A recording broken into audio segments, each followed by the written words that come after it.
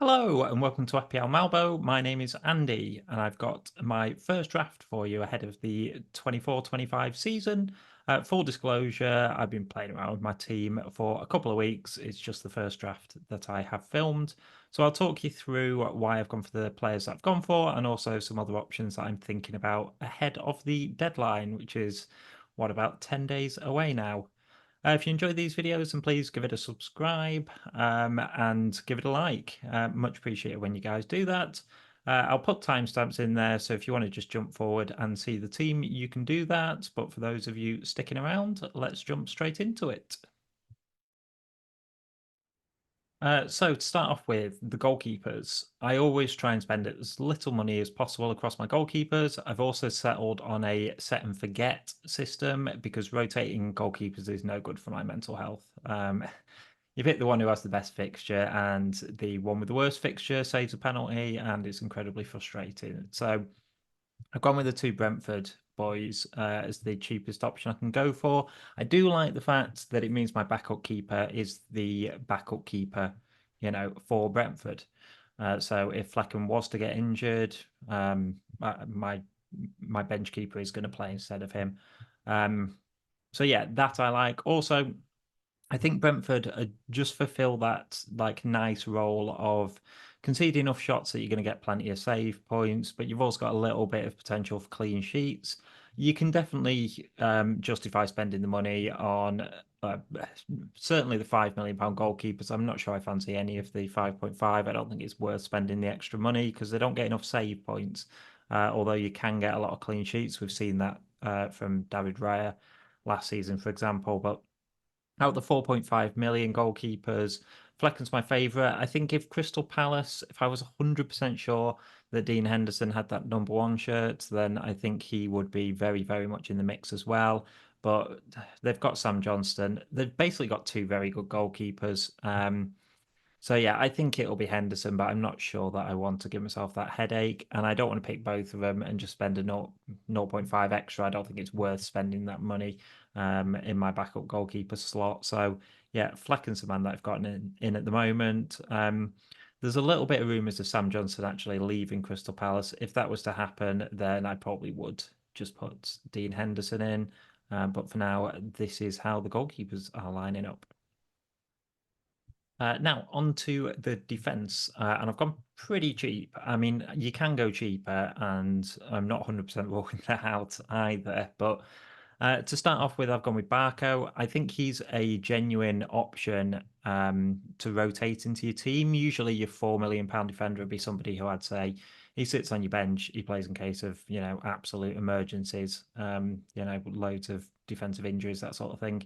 With Barco, I think as an attacking left back for Brighton, decent mid-table team. You've got clean sheet potential in there, but like I say, he's quite attacking. He played a lot of his football in Argentina as a left winger as well.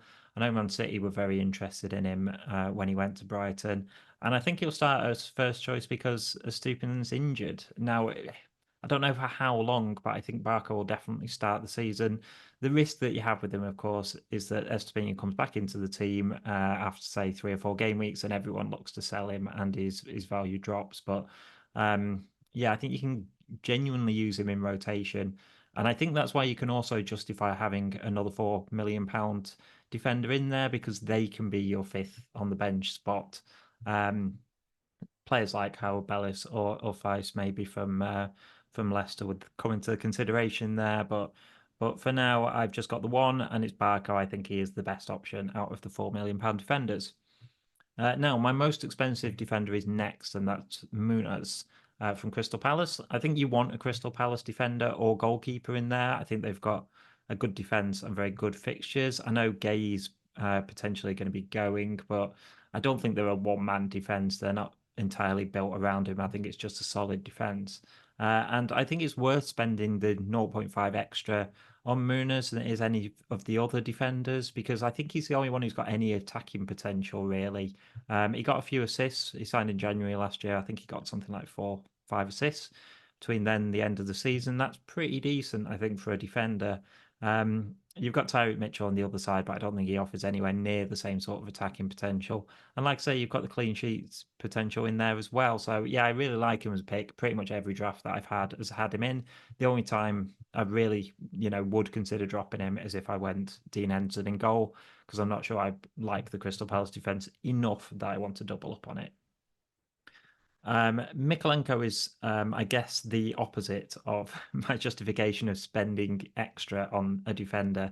I don't think it's worth getting Tarkowski or any of the £5 million Everton options when you've got Mikolenko, who I think is equally nailed. Um, sitting there as a 4.5 option.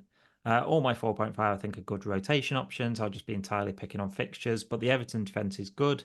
He's somebody who can get forward and whip crosses in. Yes, you haven't got a Branthwaite or Tarkowski kind of goal threat from corners, but it wouldn't surprise me to see him, pop up with the odd assist because he does put crosses into the box, and Dyche likes a team that can win headers. And yeah, it's just a route into that Everton defense, and they're a good defense, very good defense. I would say outside of the top six, there's not many better. So yeah, Mikolenko, I think another one who will almost certainly start in my team. Robinson again has been in most of my drafts. I'm just going to end up saying the same thing, really. I think the Fulham defense is good, and I think Robinson is the best option into it because he has attacking potential. Getting a fullback that likes to get forward a little bit is my favourite pick from a defender. And yeah, nice enough fixtures for them as well. So that Man United game up first, he'll probably be on the bench for, and then he's really in contention to start for the next few game weeks after that. And finally, I've got Martinez from Manchester United. I think he's priced entirely on the fact that he was injured so much last year. I think he's underpriced. I think Man United's defense will improve simply from having him in it. I think he's probably their best centre back. I don't think that's a controversial thing to say. Obviously, they've signed a defender who's immediately got injured, but there's talk of De Ligt coming in to play alongside him. We'll see. I'm not expecting miracles. I just think that at 4.5, he's underpriced, essentially. I think it wouldn't surprise me if he finishes the season 5 million plus. A lot of people look to bring him in when United have easier runs, things like that. Again, he's a rotation option for me. He doesn't need to play every week, and I think at that price is easily justifiable. I think you can look at some of the like Chelsea defenders and not know which one to pick because you don't know who's going to start, but Martinez is going to be nailed in that United team whenever he's fit. So that's the defense. I considered some of the more expensive options. Not having an Arsenal defender when they're the best defense in the league for the last couple of seasons seems risky, but their fixtures are tough for the first five. I imagine after that, I will look at getting William Saliba probably in or one of the others. Gvardiol is definitely an option from City, but the problem is, well, two things. One, I don't know whether he'll continue his form from the end of the season. I think he's a very good player, but I don't know whether that sort of attacking output they had was a bit of a fluke or not. And secondly, Pep starts off, you can forget everything from last season with Pep because he just resets. I have no idea whether Gavardio will play left back, whether he will, be bombing on as much as he did. Maybe he'll start inverting both fullbacks, or I think he just goes off over the summer and comes up with a crazy new plan. Who knows what it's going to be? I'm going to wait and see on him. The only other expensive one that really interests me is Trent, but it's the Arnie slot of it all that puts me off. He's not played a pre-season with him, so we haven't had a look. Bradley's been playing at right back, been bombing forward, looks a real threat. If Trent played that role, he would be fantastic, particularly with Liverpool's early fixtures, but we just don't know. If he's inverting into midfield and playing almost as a DM half the time, then I don't think he's worth the money. Because I don't know that Liverpool defense is going to keep a phenomenal amount of clean sheets. So you need the attacking returns for 7 million from Trent. So he's another one that I'm just going to wait and see on. I'm not saying he's a bad option, but personally, I want to know what sort of role he's going to play and how that Liverpool team looks before I look at getting him in. So yeah, I've gone cheap. That's the defense. Let's have a look at the midfield. So usually I would say that I start off fairly template and then I try and move away from that. You try and get some differentials, jump on players at the right time, play the fixtures a little bit. This midfield I don't think is template, but I'll kind of talk my reasoning as I go. So to start off, I've gone with Rodgers. I think he's a really good pick. I could really group Rodgers and Minter in together. No idea how you pronounce his name, incidentally. I don't think I've ever heard it said. Um, but they're two players who have both had extremely strong pre-seasons. I think they will start the season as first choice on the wings for Villa and Brighton, respectively. There's competition there, like there's loads of competition there, but Rodgers played a load of games at the end of last season. I think he started like the last 13, something like that. He's definitely got attacking output in him. He can play as that second striker where they kind of play a 4-4-2 almost. As well. And yeah, I think he'll. I think Villa have got loads of options, and I think they will probably give some of those options like time to bed in. They're either new signings or like Buendia coming back from injury. Jacob Ramsey, who's another possibility, is injured as well. So I think that Rodgers will start, and for that money, it's just phenomenal value. Minter, I mean, again, Brighton have got loads of options, but the form that he's shown pre-season, spent a lot of money on him as well. I think he'll probably start on the right wing. I think until Solly March comes back, I think he'll be first choice. Um, yeah, I just think they're both really good value, and they allow me to get in other players in my team. There's other options as well. There is other cheap options. Hudson-Odoi is someone I like the look of a lot. You can pay a little bit more for Gibbs White as well for that Nottingham Forest team and get the fixtures there. But yeah, those are the two that I've gone for so far. Thirdly, I've got Nkunku, who is another one I think is vastly underpriced, and he's underpriced because of injury last season, so he didn't play much. But he's had a good pre-season. He can play up front as well, which is an option for Chelsea. God knows who's going to play where in that Chelsea team. They have options across the board. Basically, I think he's a phenomenal footballer. I remember him scoring a hat trick in the Champions League for Leipzig against City a few years ago. So maybe that is biasing it a little bit, but yeah, I think he's a fantastic footballer. He's a really good finisher. I think he's got goal threat and assist threat. Um, don't know what to expect from Chelsea, but 6.5 million if he's chipping in with a goal every other game, assist every other game. He's well worth it. Um, Usually somebody I'd say I'd kind of sit on, have a look after a few game weeks and take a punt on him. But after that City game up first, they've got really nice fixtures. And because of the team that I've picked, I can rotate him with Rodgers and Minter as well. So yeah, I think I'm probably going to start with Nkunku.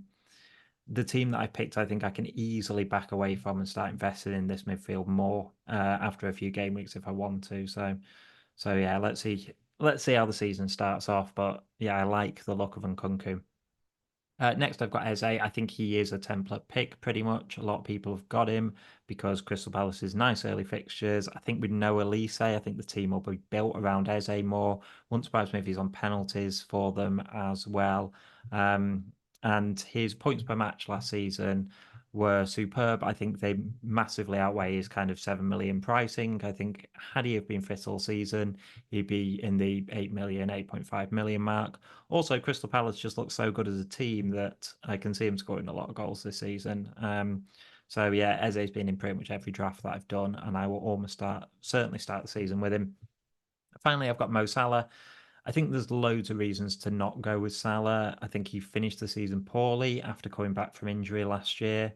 And you don't really know what this Arne Slot team's going to look like, but it worries me going into the season without him because Liverpool probably have the best fixtures over the first five. I think he's a captaincy option pretty much every week. He probably will be my captain for week one.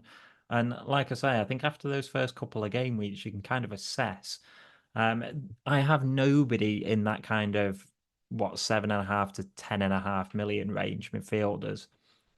All of them, I've kind of got reasons why I'm put off them from the start. And I like the idea of going with a couple of the big hitters, knowing that I can easily downgrade to get one of those sort of £9 million midfielders, depending who starts the season well. Um, you look through them and, you know, Saka, Foden, Palmer, they're all just coming back into training now. They haven't had a proper pre-season. Pep's already said that he isn't going to be starting any of those players in the Community Shield, that there'll be, an option for game week one, maybe game week two. It wouldn't surprise me if all of those players are integrated. a touch slowly. Saka, Arteta picks Saka every week. I'm sure he'll start game week 1, but if he has an opportunity to take him off at 60 minutes, I think he will. So I kind of just want to hold on those guys. Gordon's another one where I'd love to start with Gordon, but the kind of speculation that he wants to move to Liverpool, Liverpool are interested, puts me off a little bit. I'm not convinced it'll happen, but it could be enough for Newcastle to just go, your head's thrown a little bit, like we'll take you out of the limelight, wait till the transfer window finishes, and then he'll be integrated back into the team. We'll see. It's just enough that puts me off that I think Salah is the banker that I want to go with instead, and then pad the midfield with cheaper options. And like I say, just wait and see and get the best option out of the sort of 10 million range when I've assessed it after a couple of games. So finally, onto the strikers, and I think if you calculated my team value across my, keeper, defense, and midfield, you could easily guess who I've gone for as my front three. It's the three big hitters, really: Haaland, Watkins, Isak. Now, Haaland and Isak have been in every draft that I've done, I think. I love the pricing of Haaland. It genuinely makes you make decisions in your team. I'm sure there'll be points this season where I won't go with him because of the pricing structure on it. But when I'm talking about players coming back from the Euros and maybe not hitting the ground running, Haaland's had a full pre-season. He's got Chelsea up first, who have just conceded 4 to City in a pre-season friendly. Haaland scoring 3 of them. In fact, Chelsea have been leaking goals in pre-season.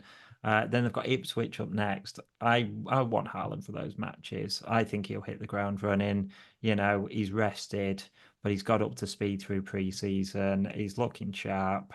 There's no way I'm going without him.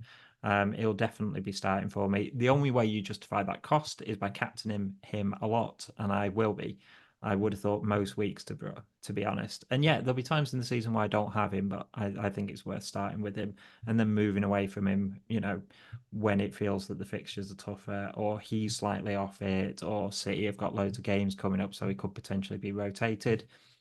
And then Isak, I think, is just underpriced at 8.5 million. There were points where he's kind of being rotated with Callum Wilson, but I think we're past that now. I think he's just first choice in that team. It's a good Newcastle attack. I think they'll be back in contention for Champions League places this year. They had an unbelievable amount of injuries last year. I think if they settle down a little bit for them, then they'll be back to where they were 2 seasons ago. Isak, I think, will score 20 goals this season. He's an absolute top class striker on penalties. Yeah, there's not a lot not to like about it. And you can say similar things about Watkins. The 0.5 million more for Watkins, it doesn't mean that I think he's overpriced. It just means that he'd be the one that I would get rid of, I think, if I was going to downgrade an attacker and put it into the midfield. Yeah, that 0.5 million is one of the reasons. Also, I think he's a good option to start the season with, but I think after a few game weeks, as soon as the Champions League starts, I think you could see a little bit of rotation from that Villa team, a little bit of pressure on it that they've not had before. We'll see how they cope with it. It tends to be that teams, struggle in the league a touch after their kind of first Champions League season. So that might affect Villa, but that wouldn't put me off early doors. I think you could have Watkins for a few weeks and, like I say, potentially look at downgrading him and spreading those funds. Not 100% set on this. I think if I decide to go less risky in the midfield, say I'm convinced that Gordon's going to stay at Newcastle and start the season for him, then yeah, I might go for him in midfield and I might downgrade Watkins. Not quite sure who for. João Pedro, I think, is a good price, but yeah, it's tough fixtures for Brighton, which is also a reason why I should probably consider other options for Minter. But yeah, that's a punty one I just like. Um, yeah, then you've got like Muniz at Fulham is a nice price as well. There's options, there's cheaper options. Dominic Solanke, I think, is one as well. If you want to spend, in between a cheaper and an Ollie Watkins kind of price range. So yeah, there's choices there, but at the moment I'm going really big up front. Um, and yeah, that's what the team's looking like. So that's it for my first draft ahead of the 24-25 season. I'll probably change it in the next 10 days, but I don't think there'll be drastic changes. I'm pretty happy with that team. I usually go quite template at the start and then look to kind of make differential picks as you go along. I think I've thrown in a couple from the start in midfield just because I'm not convinced by some of those players who are coming back from the Euros and had very little preseason. Not entirely convinced about them hitting the ground running. So I think with the big picks in Salah and Haaland, you can then look to downgrade them fairly early doors and throw that money into the kind of players who have hit the ground running. So yeah, I like it in terms of balance. But let me know in the comments what you think of the team. If you enjoyed the video, then please give me a subscribe, give it a like. Much appreciated when you do that. I'll be back again with my team selection video. Bye for now.